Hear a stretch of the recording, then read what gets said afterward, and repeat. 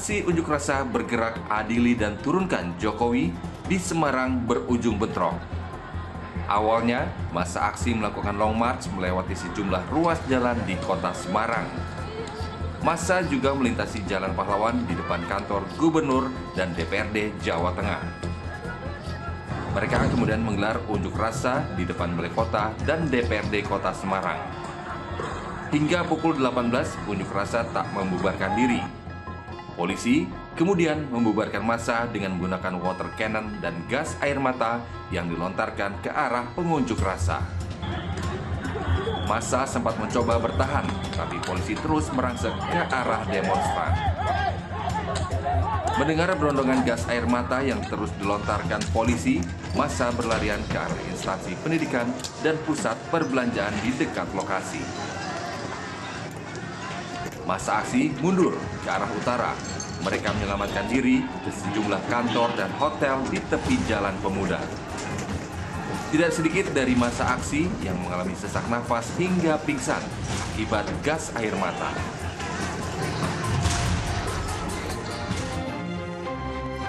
Assalamualaikum pemirsa, apa kabar Anda hari ini? Semoga sehat dan selalu semangat ya. Sebelum kita beraktivitas, kita update dulu yuk seputar informasi menarik agar pagi Anda lebih berisi. Bersama saya Lang Purbaya, inilah Cakrawala selengkapnya.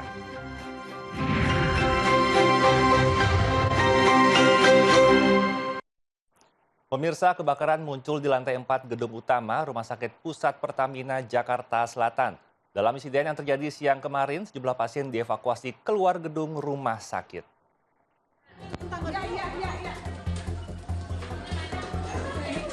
Kepulan asap memenuhi fasilitas perawatan pasien yang terletak dalam gedung utama Rumah Sakit Pusat Pertamina. Para medis kemudian melakukan evakuasi para pasien dari tiap ruang rawat menuju lokasi kumpul darurat. Intensitas asap terus bertambah, bahkan menyebar mulai dari lantai 4 hingga lantai 7. Sumber asap belum bisa ditentukan karena kegiatan evakuasi terus berjalan. Tidak hanya pasien dan keluarganya, evakuasi juga dilakukan seluruh para medis dan karyawan di gedung utama rumah sakit.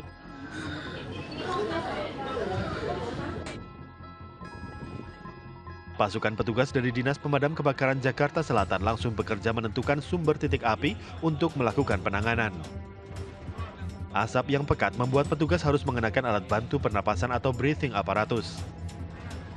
Operasi pemadaman kebakaran berlangsung selama sekitar 45 menit sampai sekitar pukul setengah 3 sore. Petugas dari Dinas Pemadam Kebakaran Jakarta Selatan dan Pertamina mengerahkan 7 unit truk Branwir. Pihak Rumah Sakit Pusat Pertamina kemudian memastikan pasien rawat inap yang seluruhnya berjumlah 134 orang sudah bisa selamat. Sesuai prosedur darurat, untuk sementara mereka dipindah dari gedung utama ke lokasi lebih aman, yaitu lantai 1 gedung B dan instalasi gawat darurat atau IGD. Para pasien akan kembali dipindahkan ke ruang rawat inap jika kondisi sudah dinyatakan aman. Dijelaskan pula, lokasi yang terbakar adalah lantai 4F atau ruang kerja perawat yang saat ini dalam proses renovasi.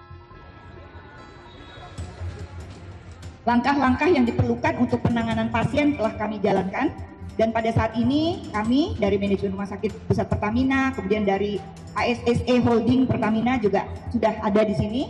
Kami tunggu di sini sampai melihat keadaan aman untuk bisa mengembalikan pasien pada tempatnya semula.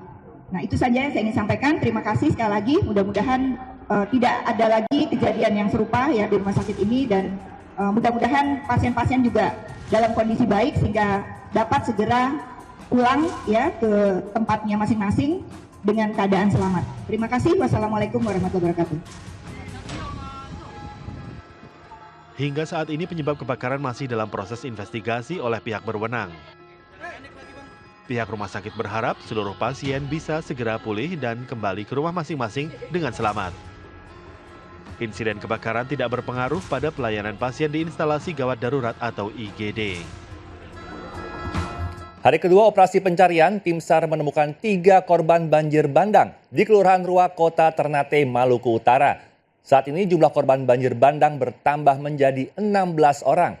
3 orang masih hilang dan 8 orang ditemukan selamat.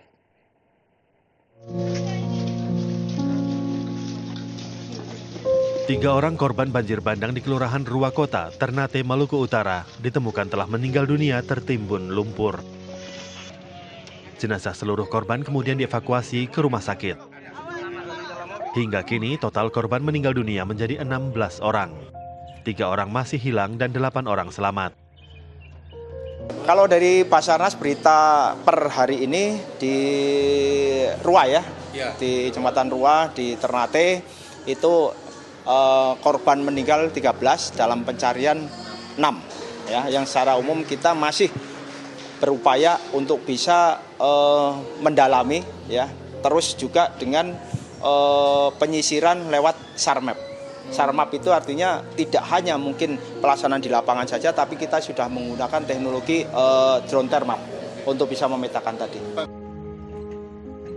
Sebelumnya, banjir bandang yang menerjang permukiman warga di Kelurahan Rua, Kecamatan Ternate Pulau, Kota Ternate, Maluku Utara, terjadi pada hari Minggu dini hari. Banjir bandang terjadi lantaran intensitas curah hujan yang tinggi sejak Sabtu malam hingga Minggu dini hari. Saat ini proses pencarian korban masih terus dilakukan oleh ratusan tim SAR gabungan dibantu 7 alat berat.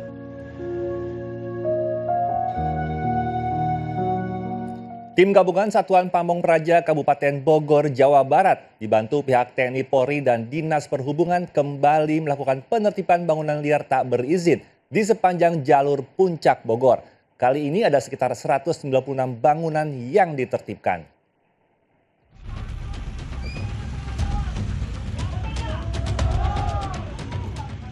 Tim gabungan Satuan Pamong Praja Kabupaten Bogor, Jawa Barat dibantu pihak TNI Polri dan Dinas Perhubungan kembali melakukan penertiban bangunan liar tak berizin di sepanjang jalur Puncak Bogor. Dari 196 unit bangunan tanpa izin yang ditertibkan, 90 unit diantaranya sudah dibongkar oleh pemiliknya sendiri. Bangunan yang ditertibkan ini berada di antara Gang Tole hingga Warpat perbatasan Bogor Cianjur.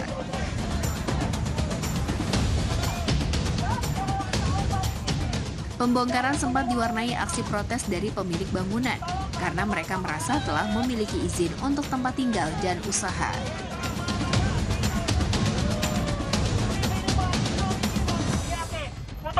Kita beralih ke berita politik. Pemirsa, Partai Demokrasi Indonesia Perjuangan mengumumkan bakal calon kepala daerah yang akan maju di Pilkada 2024. Sekjen PDI Perjuangan Hasto Kristianto mewakili Ketua Umum PDIP Megawati Soekarno Putri membacakan langsung daftar bakal calon kepala daerah.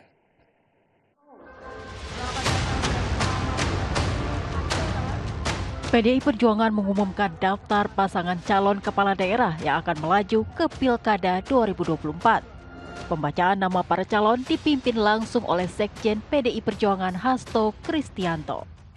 Di antaranya ada pasangan Cagup dan Cawagup Banten, Airin Rahmidiani dan Ade Sumardi yang kemarin dideklarasikan. Sementara mantan Panglima TNI Andika Perkasa didaulat maju bersama Hendrar Priyadi sebagai Bacagup dan Bacawagup di Pilkada Jawa Tengah atau Jateng. Dari Provinsi Banten, Ibu Airin Rahmidiani, tepuk tangan yang meriah. Didampingi oleh Ade Sumardi, Ketua DPD PDI Perjuangan Banten. Jadi Banten ini sudah bergelora. Kemarin rakyat sudah mengukuhkan pasangan ini. Meskipun ada hambatan kiri kanan, tetapi harus punya fighting spirit, kata Bu Mega. Dari Provinsi Jawa Tengah, Jenderal TNI Purnawirawan Andika Perkasa dan Hendrar Priyadi.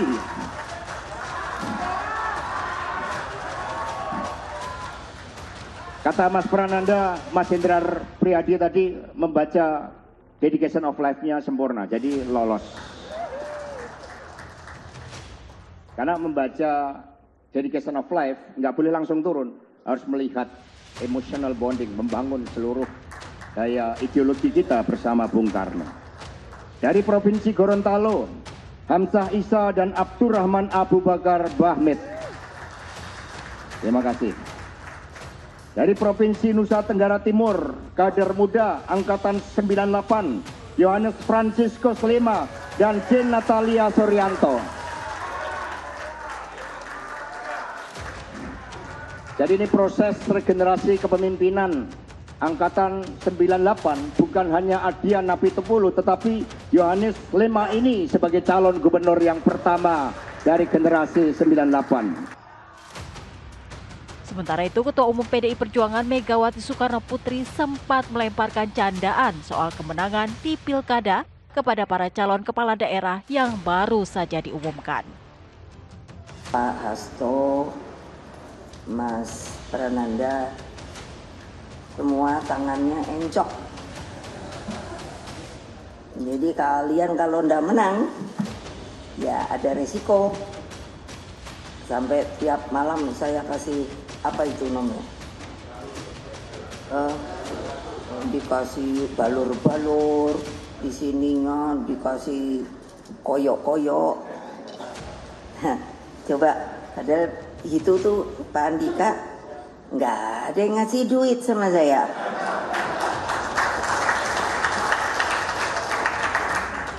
Itulah PDI Perjuangan. Tadi saya tanya dengan Pak Hasto, kira-kira masih berapa? 40 ya? Ininya, yang mesti ini terakhir.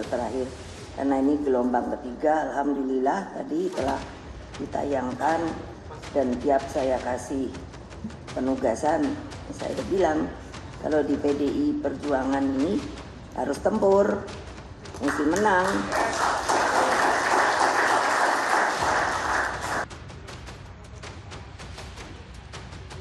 Sementara bakal calon gubernur dan wakil gubernur dari PDI Perjuangan untuk wilayah Jakarta, Jawa Barat, dan Jawa Timur belum diumumkan.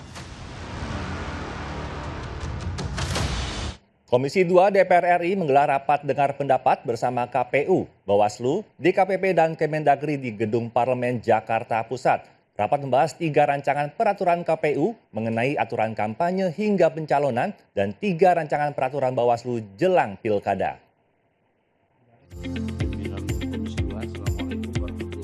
Komisi 2 DPR RI kembali menggelar rapat dengar pendapat yang membahas mengenai rancangan peraturan KPU atau PKPU. Sejumlah pihak yang hadir dalam RDP kali ini diantaranya Komisi Pemilihan Umum, Badan Pengawas Pemilu, Dewan Kehormatan Penyelenggara Pemilu, dan Dirjen Politik dan Pemerintahan Umum Kemendagri. Agenda rapat kali ini membahas rancangan peraturan KPU meliputi perlengkapan pemungutan suara, dukungan perlengkapan, kampanye pemilihan kepala daerah, dan dana kampanye peserta pilkada. Selain itu dibahas pula mengenai surat KPU terkait jadwal pelantikan pasangan calon terpilih pada Pilkada 2024. Selain itu dibahas pula mengenai surat KPU terkait jadwal pelantikan pasangan calon terpilih pada Pilkada 2024 untuk penghitungan usia calon pada saat pendaftaran. Dan perkenankan di kesempatan yang baik ini secara bergantian nanti kami akan menyampaikan materi draft PKPU ini sesuai dengan divisi pengampu di kami untuk PKPU yang menyangkut soal kelengkapan pemungutan suara atau biasa kita sebut sebagai PKPU logistik akan disampaikan oleh Mas Yulianto Sudrajat, kemudian PKPU kampanye disampaikan oleh Mas Agus Melas dan PKPU dana kampanye akan disampaikan oleh Mas Idam Kholik. Rapat hari ini juga membahas rancangan peraturan Bawaslu tentang penanganan pelanggaran pilkada, pengawasan pencalonan pemilihan kepala daerah, dan pengawasan penyusunan data pemilih dalam pemilihan kepala daerah.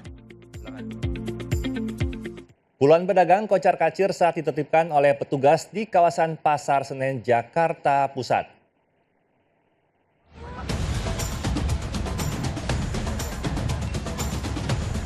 Meskipun berkali-kali ditertibkan, pedagang kaki lima tetap nekat mangkal di kawasan Pasar Senen, Jakarta Pusat. Puluhan pedagang liar menjadi panik dan kocar-kacir ketika mereka didatangi petugas Satpol PP. PKL Pasar Senen tidak menyangka akan ada penertiban. Mereka pun langsung membereskan barang dagangan untuk bergegas kabur. Sebagian barang dagangan yang tertinggal langsung diangkut petugas. Penertiban dilakukan karena keberadaan PKL di kawasan Pasar Senen dan Stasiun Senen sudah mengganggu pejalan kaki dan arus kendaraan.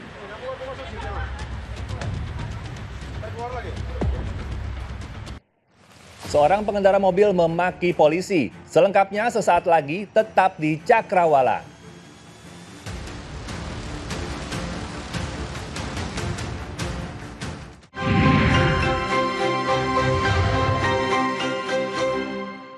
Terima kasih Anda masih menyaksikan Cakrawala bersama saya Erlang Purbaya.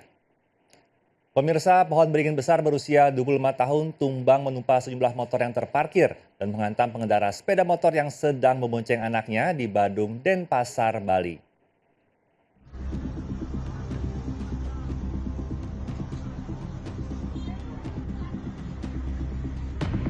Pohon besar tumbang menghantam pengguna jalan. Tumbangnya pohon menimpa pengendara sepeda motor yang membonceng anaknya. Korban pun langsung dibawa ke rumah sakit.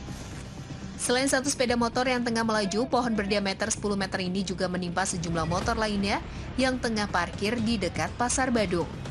Petugas BPBD Denpasar dan DLHK menggunakan 5 gergaji mesin untuk membersihkan jalan dari pohon tumbang ini. Saat proses pembersihan, jalan berlangsung arus lalu lintas macet total selama 3 jam. Tak terima ditegur lantaran melintasi jalur bus Transjakarta saat berkendara. Seorang pengemudi mobil nekat memaki-maki petugas kepolisian yang tengah mengatur arus lalu lintas.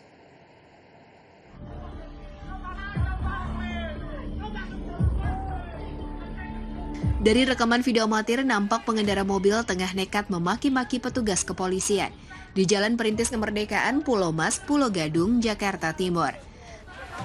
Aksi tak terpuji pengemudi ini lantaran dirinya tak terima ditegur melintasi jalur bus Transjakarta. Saat diberhentikan, bukannya meminta maaf dan mengakui kesalahan, pengemudi mobil justru memaki polisi. Pengemudi mobil tersebut akhirnya dapat diredam lantaran sempat menarik perhatian pengendara yang melintas sehingga menyebabkan kepadatan. Diketahui sejumlah pengendara mobil maupun motor kerap melintasi jalur bus Transjakarta di kawasan tersebut saat tidak ada petugas kepolisian yang berjaga. Kebakaran memusnahkan 17 rumah di kawasan padat Kota Makassar, Sulawesi Selatan. Kebakaran diduga berasal dari sebuah rumah yang terdapat tiang listrik di dalamnya.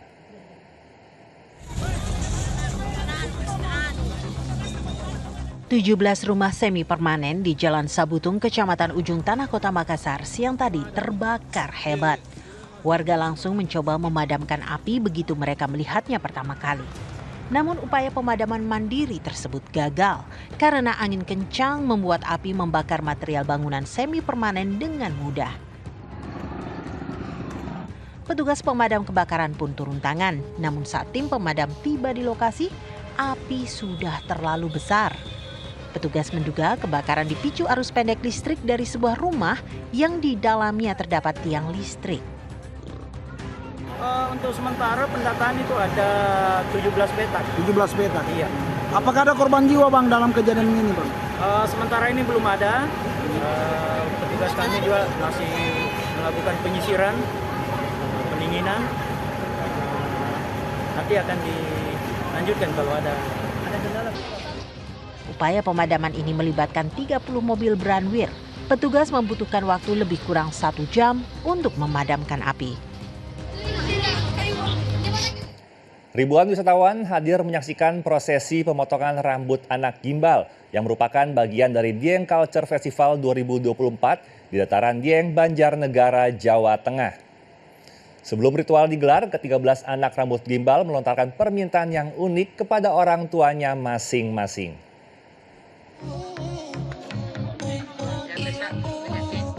Dieng Culture Festival 2024 yang ke-14 di Dataran Tinggi Dieng, Banjarnegara, Jawa Tengah kembali digelar.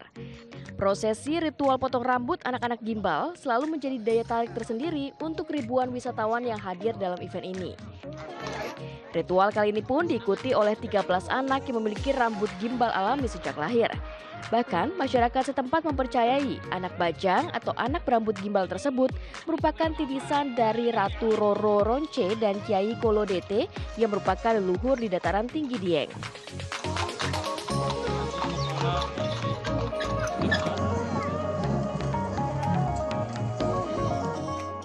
Prosesi ritual ini dilakukan secara hikmat di pelataran komplek Candi Arjuna Dieng oleh tokoh adat Dieng. Sebelum rambut gimbal anak-anak tersebut dipotong, orang tua harus memenuhi berbagai permintaan unik dari mereka. Permintaan itu bervariasi, mulai dari perhiasan kalung, cincin dan gelang, anak itik, sepeda hingga pertunjukan lengker. Setelah itu, anak-anak gimbal diarak dari rumah tokoh adat Dieng dan juga berakhir di Komplek Candi Arjuna Dieng untuk ritual pemotongan. Setelah dipotong, rambut gimbal tersebut dihanyutkan ke telaga dengan maksud rambut tersebut tidak tumbuh kembali dan anak terhindar dari malapetaka. Ada anak-anak yang sejak lahir rambutnya sudah gembel. Nah, rambut gembel itu selain sebagai sebuah hal yang barangkali tidak umum di masyarakat, tapi anugerah bagi masyarakat setempat. Dan untuk bisa rambutnya normal, harus diadakan ritual pencukuran rambut gembel. Dan anak itu harus menyampaikan apa sih permintaannya. Nah, permintaan itu bukan dari keinginan orang tua atau keinginan dari renta, tapi keinginan dari dalamnya. Selain sebagai upaya melestarikan budaya, ritual potong rambut gimbal juga menarik antusias ribuan wisatawan dari berbagai daerah di Indonesia. Sebagai upaya untuk mendongkrak perekonomian UMKM warga di sekitaran dataran tinggi Dieng, Kabupaten Banjarnegara maupun di Kabupaten Wonosobo.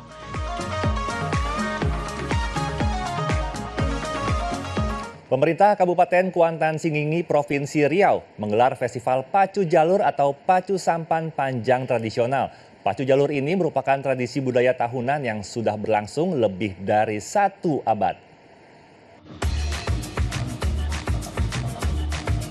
Festival Pacu Jalur ini diawali dengan atraksi pawai budaya yang menampilkan tarian khas daerah Kuantan Singingi yang bernuansa Melayu. Selanjutnya dilakukan pemukulan gong sebagai tanda dimulainya perlombaan pacu jalur. Pacu jalur atau pacu sampan tradisional digelar di tepian Sungai Narosa, Kecamatan Kuantan Tengah, Kabupaten Kuantan Singingi. Tahun ini, pacu jalur diikuti oleh 200 peserta.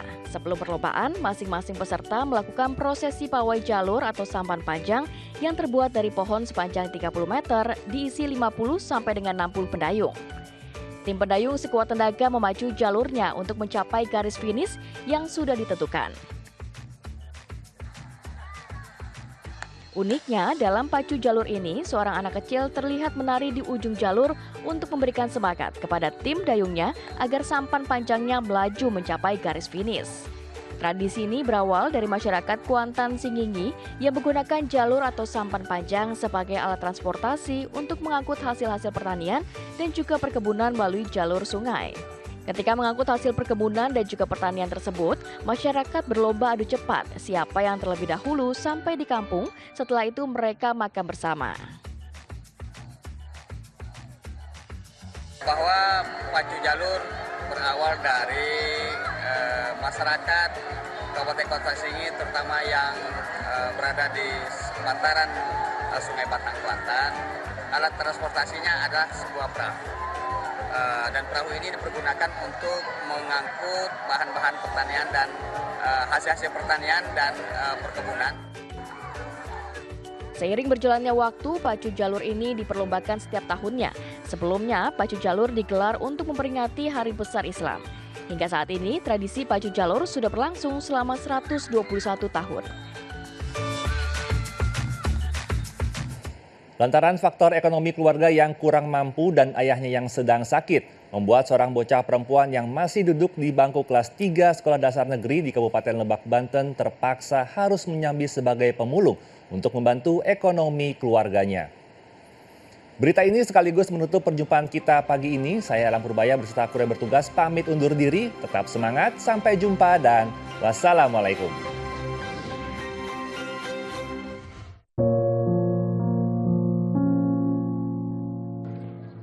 Sepintas tak ada yang berbeda dengan anak-anak lainnya. Namun siapa sangka di balik keceriaan Nabila tersimpan beban berat yang harus dipikul pada usianya yang masih belia. Nyaris ia tak punya waktu untuk bermain sebagaimana bocah seusianya.